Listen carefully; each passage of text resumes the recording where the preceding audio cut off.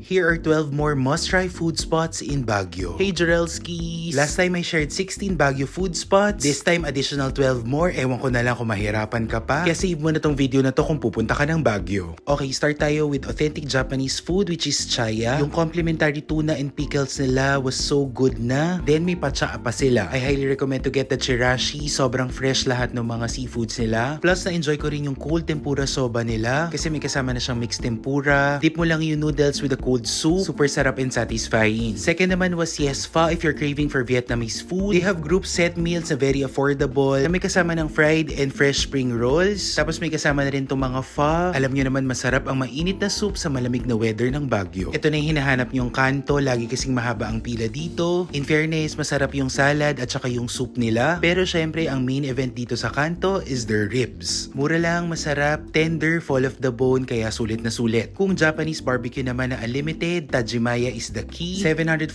yung rates nila every weekdays, tapos 799 naman pag weekends. Correct me na lang if nag-update na yung rates nila, pero sulit na sulit naman ito. Kasi unlimited na yung pork, beef, chicken, tsaka seafoods. Kaya naman kung gusto mo Japanese yakiniku, dito ka na. Perfect chill spot naman talaga itong Baguio Craft Brewery. Marami silang different kinds of craft beers, pwede ka mamili, meron din silang free taste. So if after dinner ayaw nyo pa umuwi, dito muna kayo dito sa Baguio Craft Brewery. Marami ring nag-reco nitong Arcas Yard. Maganda kasi yung view. Though medyo malayo na ito from the city proper, worth it naman yung drive paakyat kasi masasarap din yung mga food na sinaserve nila. The bar yung isa mo pang kailangan dayuhin. Meron silang 3 restaurant tapos may consumable sila per restaurant. Medyo pricey yung menu nila kasi you are paying for this view. So dito kami sa kantina, 550 per person yung consumable nila. Imagine 2 cocktails, 1 dessert, 1,500 na yan. Sa the bar naman, I think 1,500 yung consumable nila per person. So if you're looking for something fancy, go here. Hindi dapat i-gatekeep tong Oh My Gulay na nasa taas ng isa sa mga building sa Session Road. They are serving vegetarian meals na super affordable. Lahat ng food nila walang meat and they are using veggie meat. Along Session Road also is Guest Haven Coffee. Pagpasok mo, para kang pumasok sa isang French Parisian cafe kasi in character din yung mga barista. Okay din naman yung mga sinaserve nilang mga coffee dito. Pine Country Steaks and Waffles. Ang isa sa maraming nag-recommend din. Nag-order kami dito ng ribs, steak, tsaka waffles. For me, saks lang siya. Mas masarap yung ribs sa kanto. Yung steak pwede na rin. Yung waffle was good, lalo na kung dadagdagan mo ng maple syrup nila. Another sikat dito sa Baguio is the Cafe by the Ruins. Surprisingly, masarap yung swam na mais nila. Okay din yung mga bread at saka breakfast options nila here. Perfect chill spot din tong Grapevine sa Camiseta Hotel. Totally, it's a vibe. They serve good food tsaka drinks. Then lounge type, kaya perfect na perfect to chill with your friends up to late night. Anyway, comment nyo pa yung mga other recos nyo dito sa Baguio, tapos puntahan natin yan. Cheers!